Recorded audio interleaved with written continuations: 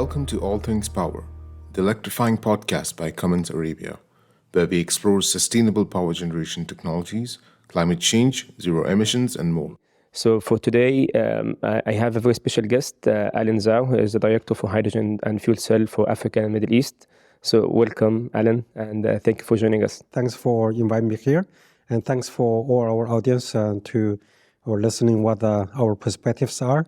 I'm happy to be here and great have a great conversation, and hopefully we can have a interactive dialogue on Absolutely. some of those topics. Yeah, it's my pleasure to be with you, Alan. And I have to say, I'm usually, when I attend events and listen to your insights, I'm very impressed by the depth of the knowledge that you have. So it's a pleasure to have you. So let's, before we start, I just want to introduce you to the audience. And if you can just give us a snapshot of who you are, the career that you have built, with a focus on the technology development. I think you have spent years, maybe decades, in the technology development and commercialization as well. So if you can give us a snapshot of your career, that would help the audience to understand the context. Started or educated in the engineering, and actually I have my computer science degree, and then I moved into mechanical engineering. So really, my route is more in the understanding the systems and try to make something happen. So I did not start with the on the commercial side, although the career kind of take me into that direction as well. So which is really, as you mentioned, right? My career has been mostly rooted in creating a value, creating something new, and then moving to also then once you create it, you have to also adopt that in the society and make that happen. So I started my career in computer science, and then moving into working with the Cummins and started as an engineer, noise vibration engineer, and there actually I had my 4 U.S. patents and working in the diesel engine side of things.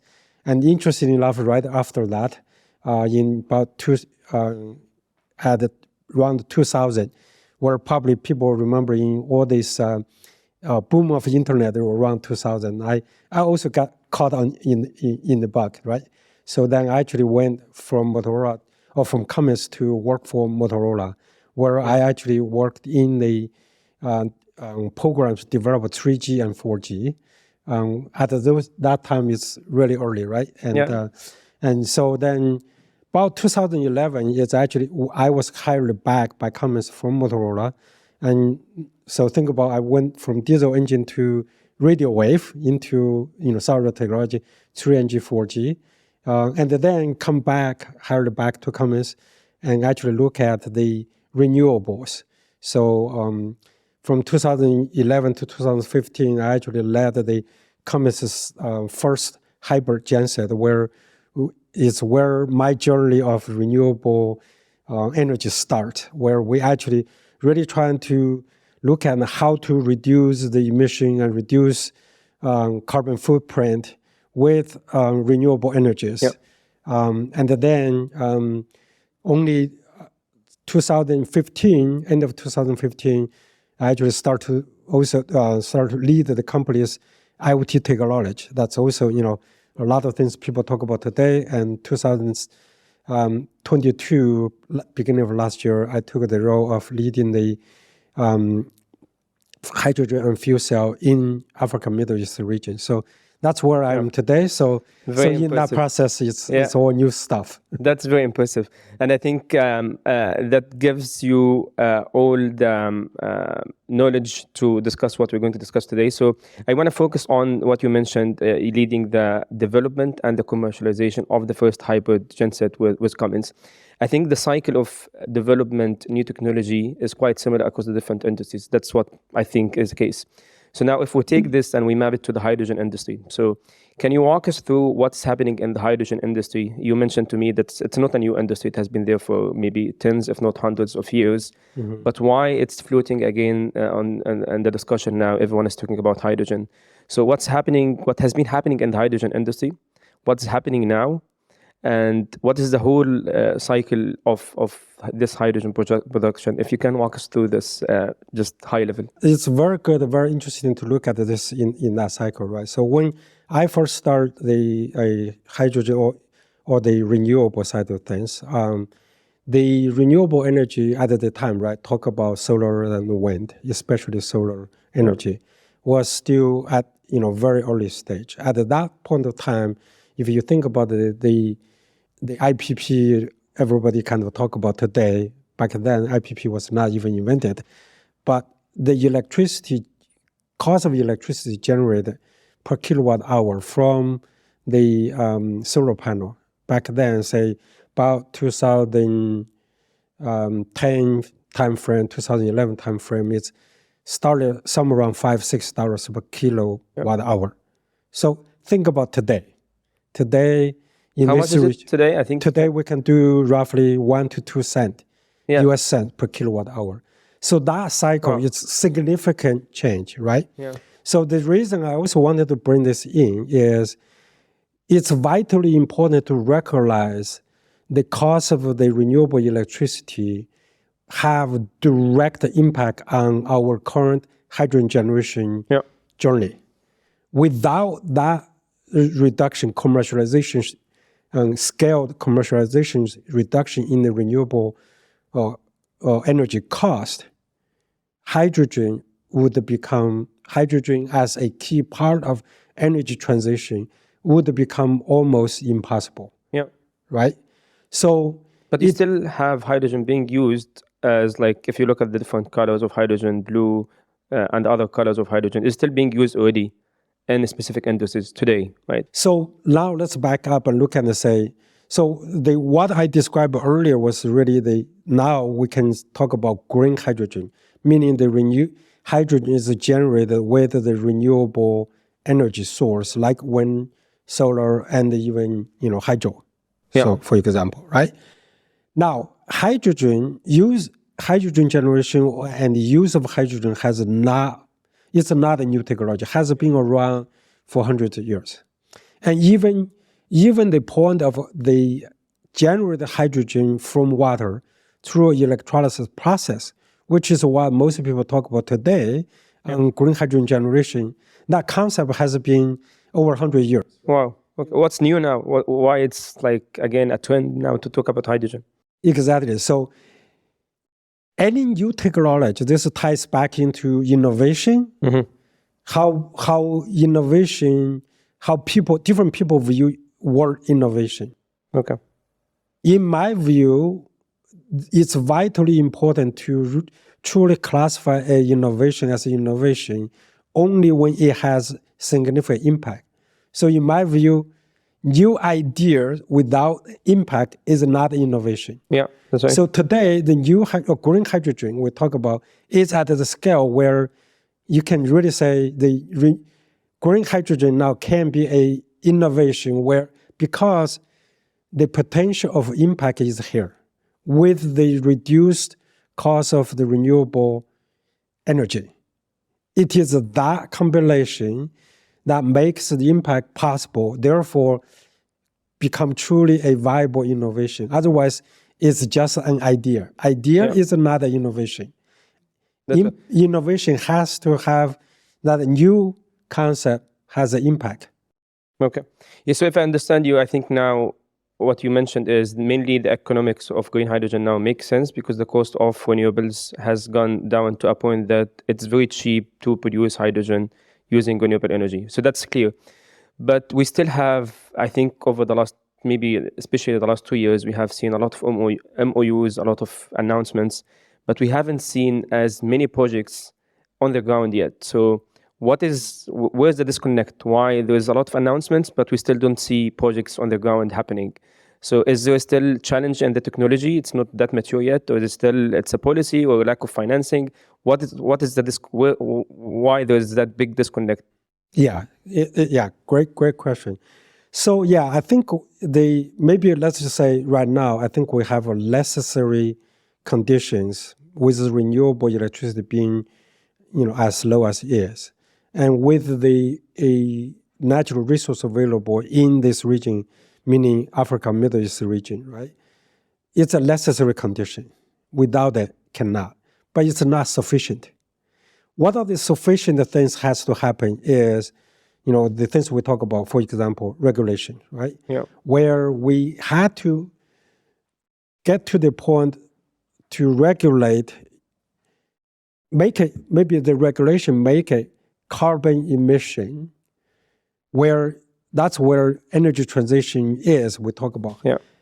Make it that equivalent, or make the hydrogen generation and the carbon emission them to be equivalent. So to make, because at the end of the day, if we look at why we talk about energy transition, is we want to save this world. Yeah. Right? We have identified, science have confirmed, identified carbon dioxide, carbon emission is the major, cause of that. Therefore, there is a cost to all of us in that. So not to put a cost on that, will absolutely prohibit the new technology like, green hydrogen take off. Yeah. So we had to make that, equalize the playing field from regulation perspective. That's one area, one part. The other part is application of hydrogen itself still have some technology challenges as well. Not necessarily hydrogen production, although hydrogen production could also improve significantly as well from technology perspective. But actually, I don't think that's a roadblock. But the more of a roadblock is the actual technology application of the hydrogen into various segments. For example, how hydrogen be used in the steel, aluminum production, right? So there are still application level innovation needs to happen, meaning the concept is there, small scale pilot project has been done, but doing it at a scale has not been fully proven, right? So we are not. So what do we need to do to get to the point where we are at scale? Is it like more investments in research and development? Is it like more collaboration between specific institutions, government, private sector? What do we need to do to get to the point that we say we are at scale? Because as you mentioned, we really need hydrogen to complete the full energy transition frame. Then we can really say we are making this happen. So what do we need to do to fill this gap? Yeah, I think that private and government collaboration is really the key. And also have a lot of key part is a global alignment on some of those issues. Yeah. Right? And different region or different countries have their perspective. At the end of the day, this is a global issue, not a local issue. Agreed. Climate change is not a one country issue, right? It is a global issue for all of us. Yeah. So we have to align on some of those things. For example, right, even as much as we talk about green hydrogen here today, it's only very recently, when I say recently, meaning within the past 6 months, we start to have a first definition of what the green hydrogen means from European Union, right? Prior to this, there was not even a definition of what the green means. Yeah. Everybody have a different definition of green. So how could we actually talk about exporting of green hydrogen where there not even a consistent definition of what green hydrogen really is? Yeah. That demonstrated that vital collaboration between government and private industry and all the individuals, we as a consumer also has to get on board, understand some of those things. Yeah. And so that we can help, as a public opinion, also help government entities to understand, how this works, right? And how we actually move the whole movement forward. Yeah, and I think what I noticed is the issue of the taxonomy, the definitions of the different terminologies. It's not just in the hydrogen industry. I think it creates a lot of confusion whether it is in a specific industry. Same is happening with the electric vehicle industry, with other industries as well. So I think really making sure that those terminologies are very clearly defined for the private sector. So what can be labeled as green hydrogen, And that also links to the certification. What could be certified as green hydrogen, especially if you're looking at, as you mentioned, it's a global industry, not just for a specific country. And there will be a lot of trade, export, imports. So this also has to be really standardized. Otherwise, there will continue to be that confusion, and confusion in a specific sector will end up having that sector not really accelerated to the base that we are looking for too. But just, I want to touch again on the first point you mentioned. You mentioned that there's a cost. I just want to make sure this is a very clear point. So what you said now is there's hydrogen can be produced at a cost for a specific industry, but this is usually an extra cost on them. So why would anyone invest? You mentioned we need to look at the emissions cost as well. So are you saying that we need to apply a carbon tax? If we need to apply a carbon tax, do you think without a carbon tax, the hydrogen industry will not take off, or there's another way to make this take off? Personally, I do believe the carbon tax is a vital part of help scale hydrogen economy, right? The reason for that, again, if we go back to the basics, why we even talk about hydrogen economy today, why we even talk about electrification today, was because everybody now recognize climate change is a threat to humankind, right?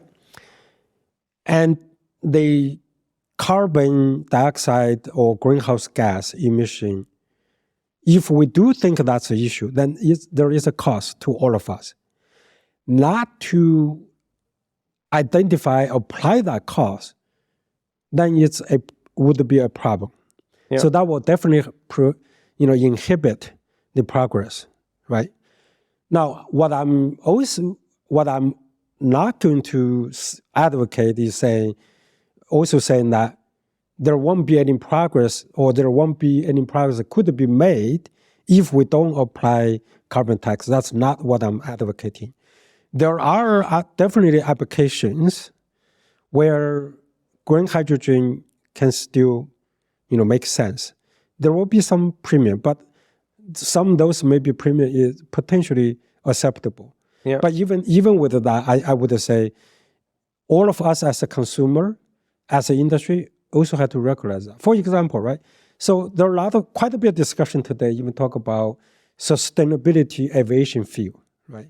People are referring as SAF. So the industry have said, yes, there will be premium, but we think it's maybe acceptable, right? Yeah. And so those kind of industry can really start to have a pretty significant impact into gradually scale up the hydrogen production, enable the cost reduction in the entire ecosystem, right? The energy transition is very complex ecosystem play. Yeah. Not an individual character in this world can affect the climate change. Collectively, all of us will be able to. That means, all those ecosystem players need to be getting on board as well, right? Yeah. So a lot of industry, most people probably don't even think about. The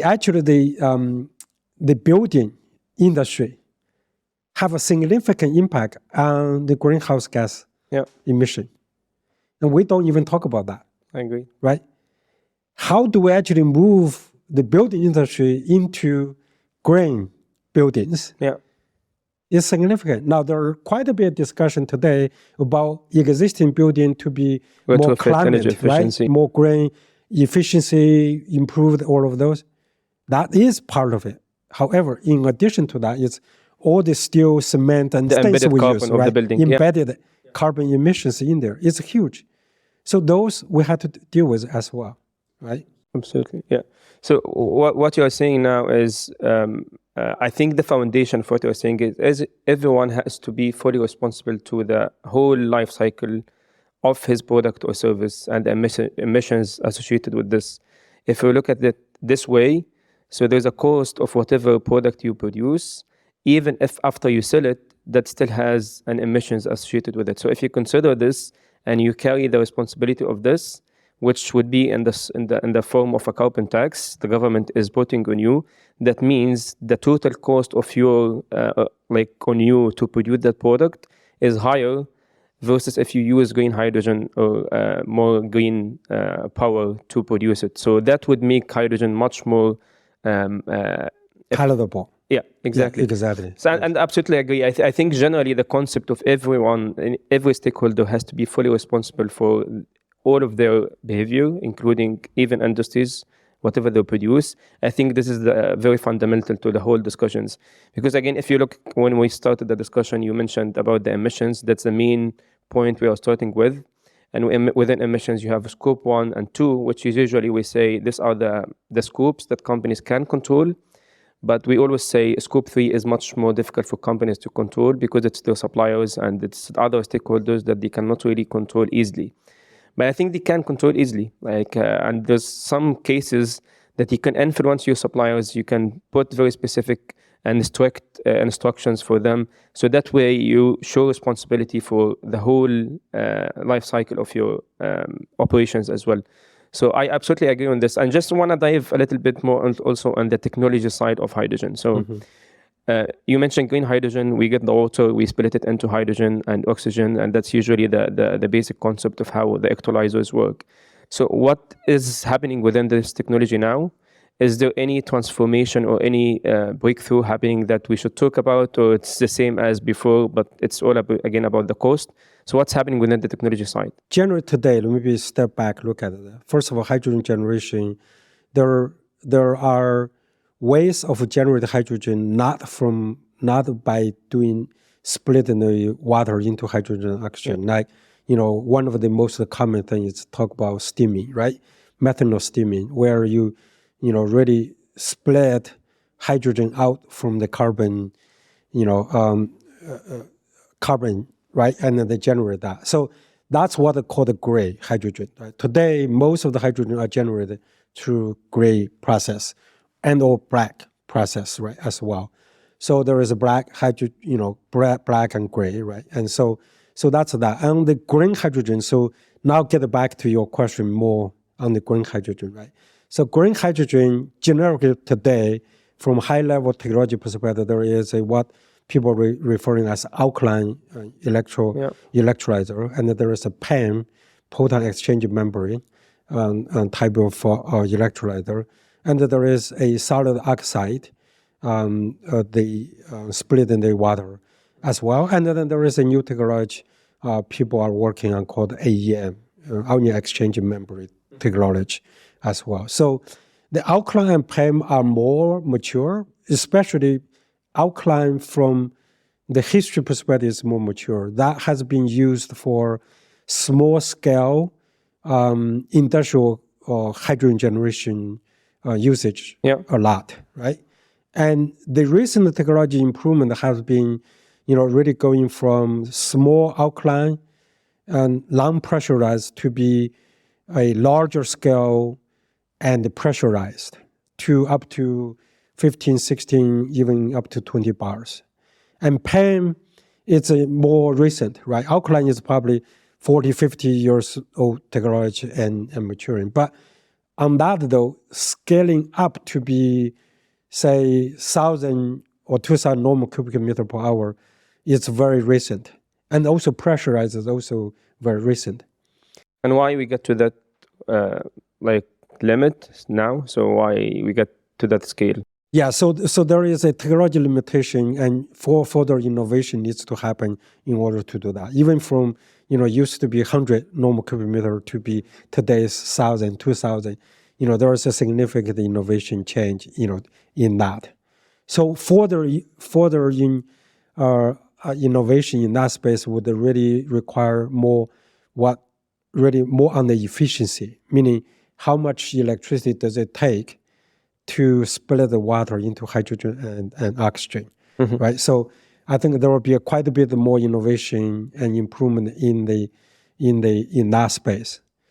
Move on to the second technology, PEM technology, right?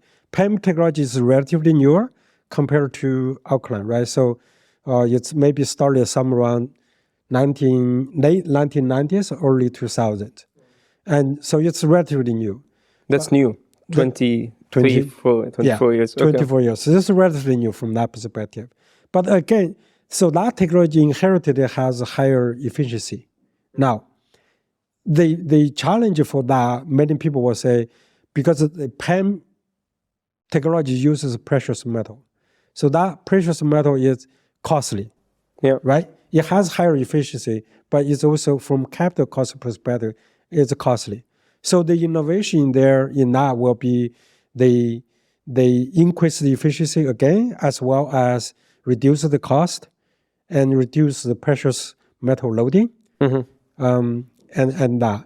So then you talk about solid oxide. Solid oxide foundationally it has a higher efficiency, but it requires significantly much higher operating temperature, which in some use cases will be good, where you can leverage the residual heat from downstream or upstream process to improve that efficiency. But in the application where such heat sources are not available, then that higher efficiency is not really there.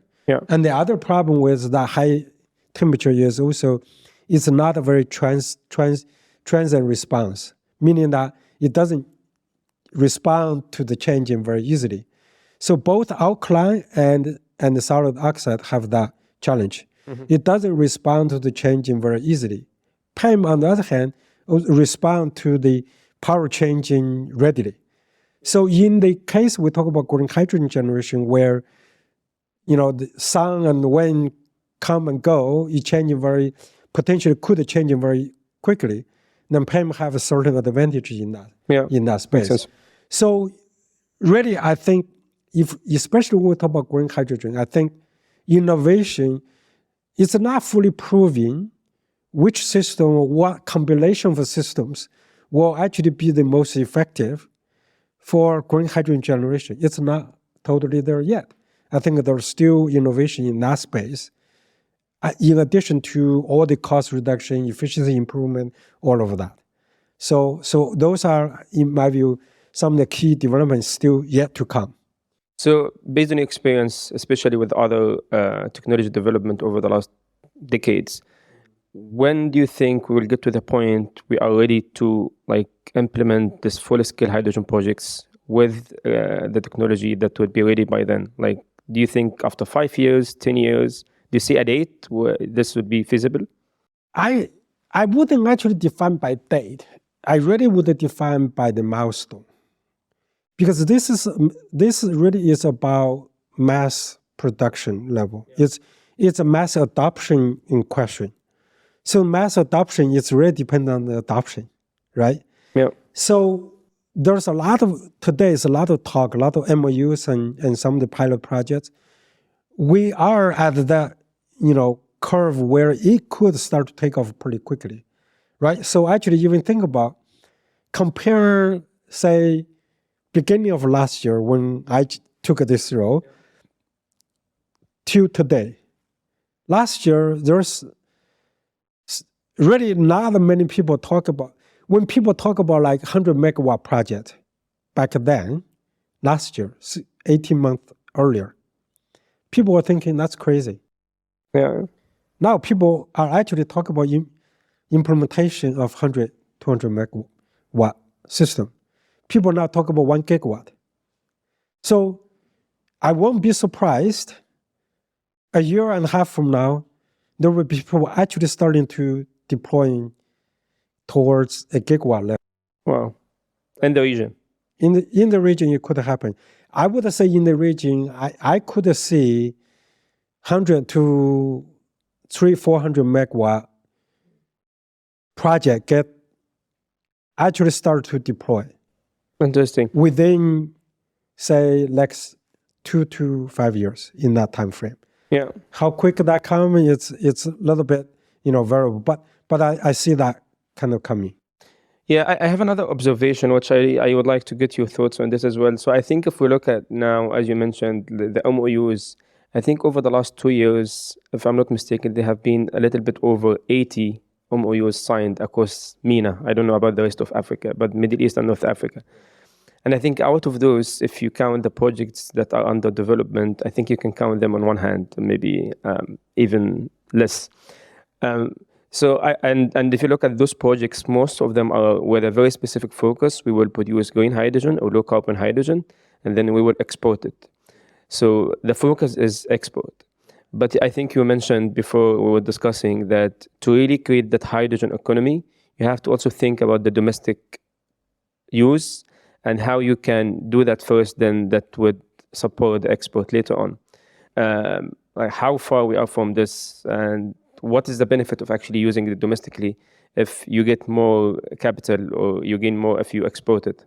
To this point, you are absolutely right that I think, there has been a whole lot more MOU signed, right?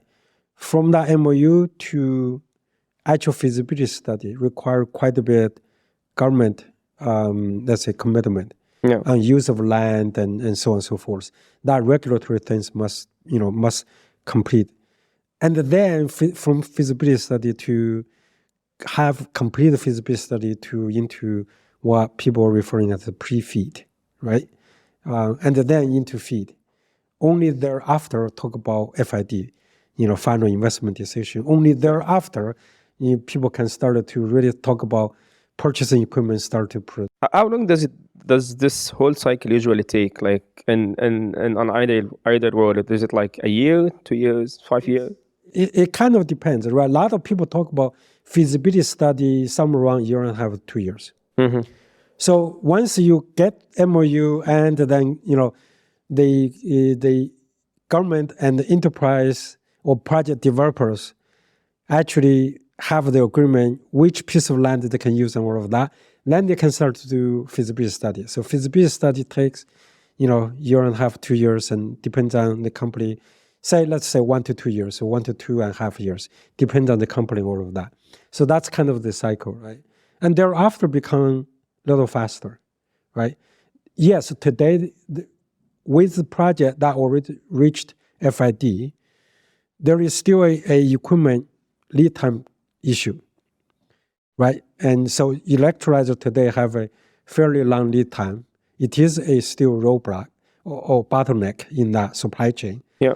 But imagine, right? Nobody is going to produce equipment set in the warehouse when there's no project actually made the final investment decision, right? So this is a part of the issue. You hear people talk about, electrolyzer lead time is the issue, but at the same time, us, Cummins, as a technology solution provider, we say, give us the order, then we'll figure out when you can have it. Yes, we do have a backlog, which is a great thing. But at the same time, people talk about the backlog or lead time without order coming in. It's not a very useful discussion, right? So, agreed. So I think we had to have a look at that entire cycle, the project life cycle, right? So I think, go back to your question, say, what really required. I think if you look at the reason I kind of described that process is all those MOU signed, not even talk about the commercial deployment. Let's talk about which one actually started the feasibility study. Yeah. That will give you an indication of when things will take off. If we see many more projects actually get into feasibility study, then you can see a good sign. Yeah. To me, from MOU to feasibility study, there's long backlog. That means private and government entity hasn't quite worked out exactly how this going to go smoothly yet. So to me, that's still a issue to resolve. I think part of this is the point which I still want us to come back to it, which is the domestic use versus the export. So I think there's a huge role for the government to play in enabling that domestic use to happen, because I don't know if the government would be the off-taker for this domestic produced hydrogen or whoever it is, but it needs the government intervention to say we will not just export hydrogen, but we'll also use it locally as well. So how do you see that huge focus on exporting versus very little focus on domestic use for hydrogen, especially in the region? First of all, this region is definitely primed for export, right? Because of the natural resource. So that's the ultimate goal. Yeah. This region will play a significant role in the energy transition. So it is the ultimate goal. It should happen. However, we talk about technology adoption, I think some of the local usage, domestic usage, would really help enable the scale up of ready for export, right? So in that way, I think government can play a significant role in the local use to start that initial adoption, to drive that scale, right? There are application usage. We talked about earlier, like building. Here, UAE, probably is building more than per capita or per kilometer of land. Yeah. This is probably the highest, one of the highest density building in the world. Could be. I don't know. Interesting. Would be Right. to look for that. Yeah. Could be, at least it will be ranked top in the world. Therefore, how do we actually think about decarbonize those as a way to pave the way forward for the exporting? I think it's something worth explore, Yeah. right? I'm not saying exporting is not the goal. Yeah. It is. But how do we actually leverage our consumption we can control? Think about in the broader term of scope 1, scope 2, right? How we actually do that. And even to the point, scope 3, what we send out, how can we control or reduce the carbon footprint for the things we going to sell to our customer, Yeah. right? Actually, in this case, I'll plug in for Cummins, right? Our destination zero strategy have a clear scope 1, scope 2 reduction target, as well as clear target for scope 3 with our new products. So we have a very clear, aggressive target towards scope 1, 2, and 3. Absolutely. So, and I think making the hydrogen industry in a specific country, I think what you said is if we make it conditional on the export, that would end up slowing the whole industry. But if you really focus on this is going to happen in my country regardless, if we don't have the off-takers to export, we'll still do it domestically for local use. I think otherwise, if you keep it conditional, you have to wait till you have the off-takers, which you don't know who will come. And this, I think, will just slow down the whole transition.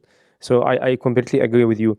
I just want to go into another topic you mentioned as well, which is your look at, so you have been part of development of products in the US, and now this country has been known as mainly users of technology, but not producers of technology. But now we have seen with this energy transition, there's a lot of sectors that are being created. Yes, hydrogen is not new, but there's a big focus now in building a new hydrogen industry, so building factories and the stuff like this, and also R&D and all of this. So it's the whole ecosystem for really bringing this technology into the market. So, and we have seen like some initiatives, if you look at the electric vehicle industry in the region, there have been some initiatives from some countries to really make use of this opportunity to localize the manufacturing or localize this technology in the region. So do you see an opportunity here for hydrogen localization of the technology, having production facilities, R&D centers in the region? And if you don't see this, do you see if this is not happening yet, what is the opportunity there and how we can capitalize on this opportunity?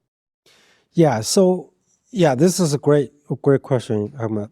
I think the innovation have different phases, right? So you could think about the first phase of innovation is really the idea, the aha moment, right? Yeah. And then make the aha moment to be something tangible. That would be maybe phase 1 from 0 to 1. Something happens, right? Something proving from concept perspective.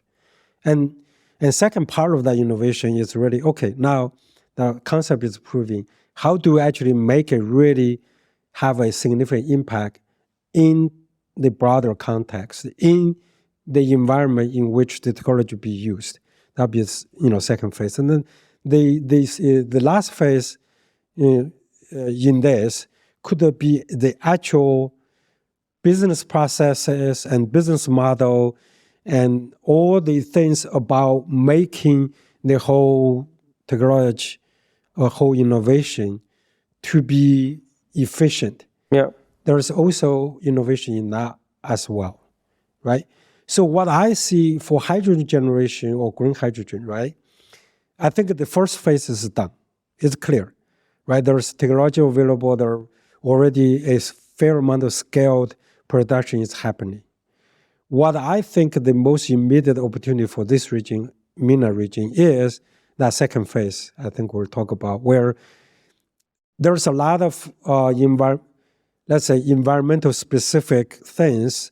How does the solar and the wind and renewable from different region really produce a huge amount of, green hydrogen, and then some of the things, especially leverage some of the local capabilities for this region. Yeah. I think that could be a huge opportunity, right? Hydrogen, green hydrogen, at the end of the day, still have a lot of similarity in handling of the hydrogen, have a lot of similarity with, say, for example, natural gas, right? It's in the oil and gas industry. So there's a whole lot of innovation, applied innovation, let's call that, that could happen here. It does not mean the phase one innovation won't happen here. It's just like I see more opportunity, more immediate thing happening in this phase. And along with that is the phase three. Many times actually phase two, the applied innovation and business processes and business model innovation actually happens coincide with two. I see a lot of opportunities in this space, while we may be building up the capability for the first 0 to 1. Yeah. Right. Continue to work on that. So that's how I see it. Yeah, it's possible, but it cannot happen unless there's some base foundational things to enable the scale. And I think there's already some progress in this. Like maybe we're not there yet, where there's like a very innovative regulatory framework, not just in hydrogen but in other sectors as well.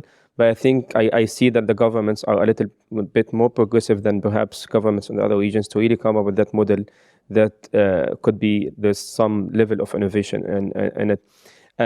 So that's great. I just want to focus, maybe the last point to conclude with is, so far we have been focusing on the discussion that projects on the government level, on the mega and giga scale, but I think there's a lot of discussion also that we need to have generally. You mentioned the building sector, and they need to decarbonize because of the share of the emissions that they contribute. There are other industries as well that have a lot of contribution in terms of the emissions, and globally and also in the region, they haven't been doing a lot of work to decarbonize yet, mainly because one reason is there's no that much regulations focusing on the sectors. Historically, they had lack of availability of technologies. Maybe they don't want to invest because at the end, they would put this cost on the end user, which would make it less competitive, etc., etc. So what are the industries that you see now with the technology that we have available now that you think green hydrogen presents a really feasible solution for them to decarbonize? And why you think those industries, if hydrogen is a feasible solution for them, why those industries haven't taken the initiative to start using green hydrogen today? So I think steel, we mentioned cement. What are those industries?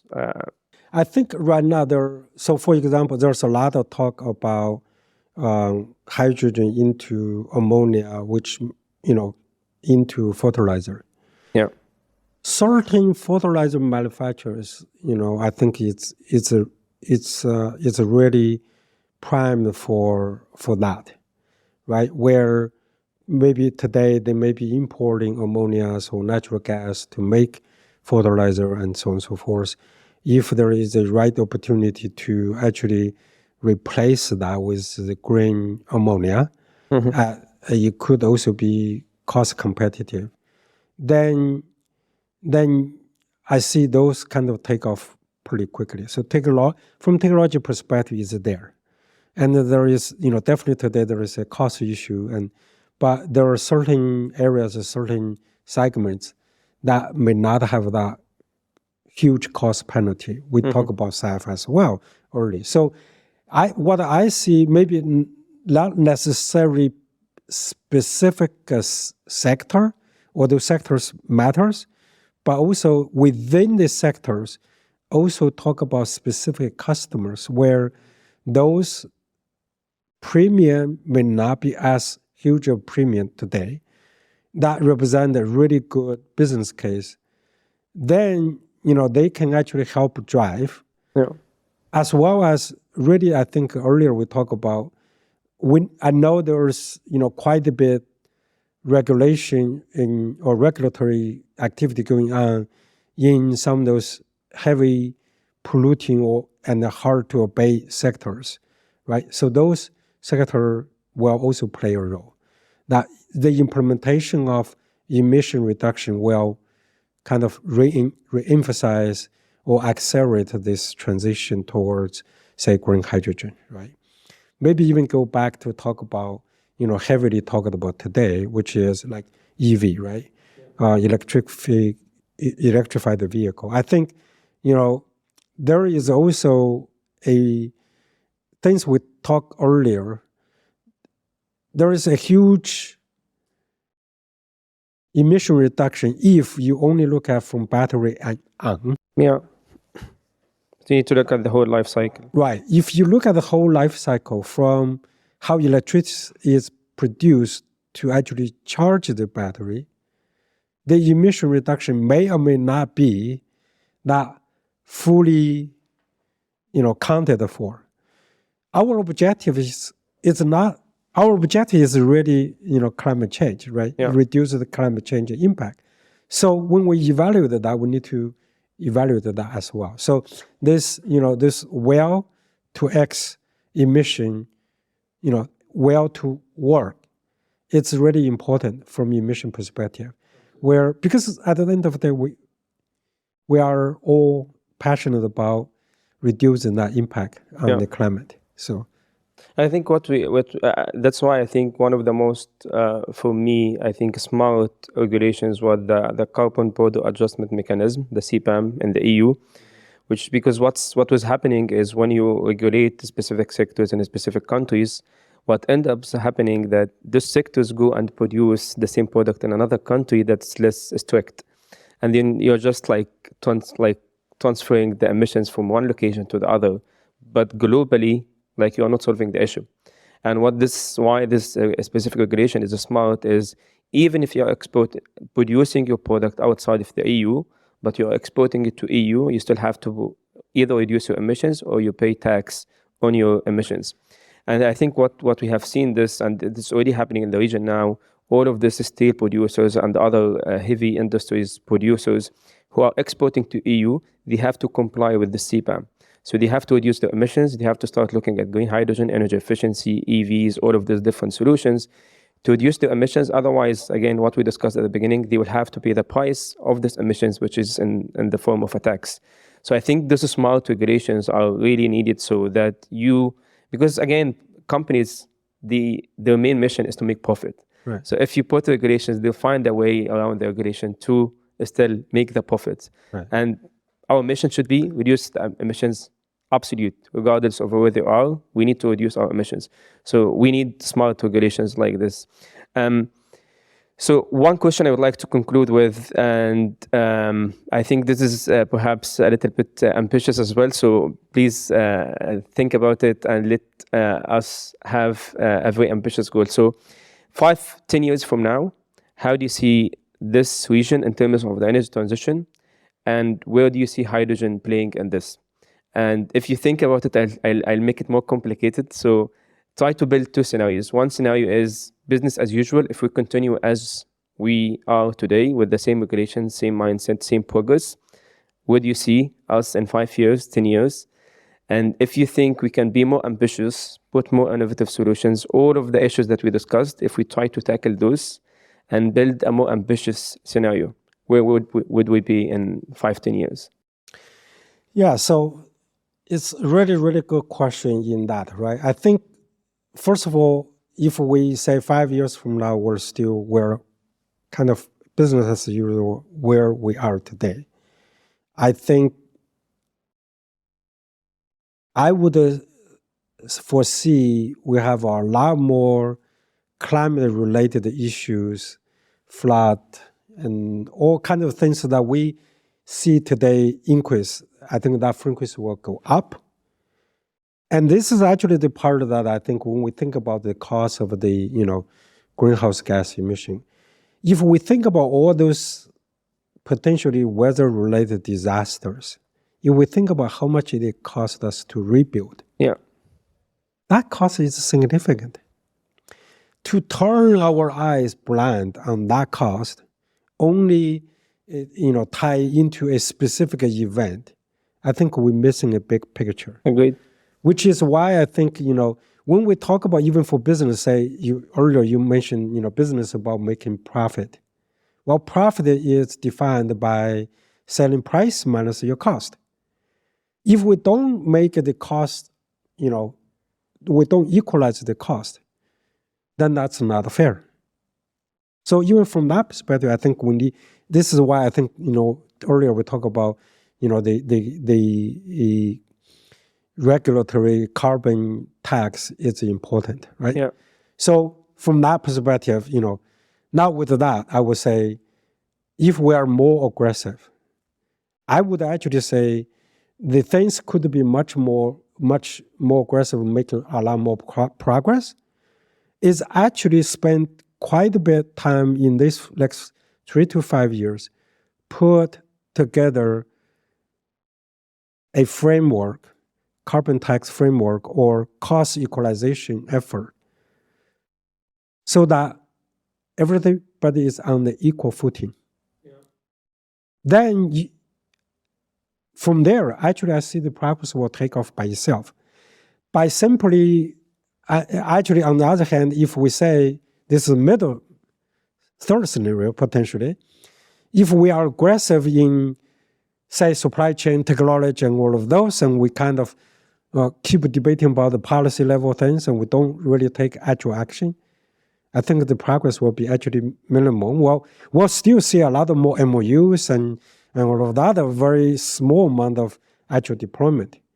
And even with this, right, I will also tie this back into, maybe this is, since this is kind of like your last question, also say, technology solution is out there, right? For example, like Cummins, right?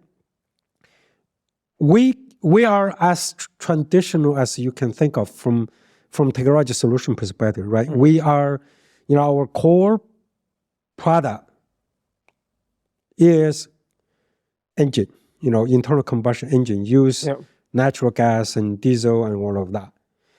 We as a company have been on the emission reduction since 1980s. Okay? Huge amount of progress been made. At the same time, we also have now a new business segment called Accelera by Cummins. Mm-hmm. Its own mission is zero emission technology to enable all of our customers and some new customers transition from where they are today to zero emissions. Yeah. Right? So we start with the hydrogen generation with the electrolyzer. We have our product in alkaline and PEM technology, and we are researching other technology as well, right? And we also have fuel cell that uses the hydrogen, green hydrogen, for applications like put that fuel cell into trucks, right? And not producing emissions, and also using the hydrogen for power generations, to light up the lights here. Yeah. And as well as even electrified powertrain for the trucks that deliver food on our table every day. So we are we're aggressively pursuing zero emission. At the same time, we continue to reduce emissions from our current product, as well as even today convert or a new product called the hydrogen internal combustion engine, where we take hydrogen into combustion engine to produce the power for the current applications. Yeah. So from that perspective, there are a lot of solutions out there. But I think to, again, go scale this, that regulatory framework must be in place to equalize the cost. Then I think the rest will take care of itself. That's my view.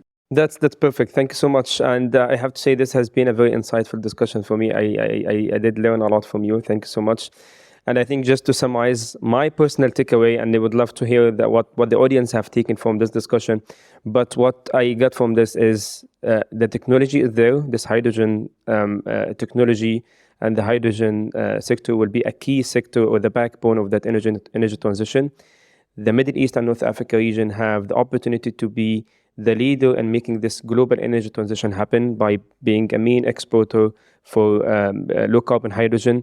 We have all of the ingredients, the cheap cost of producing renewable energy.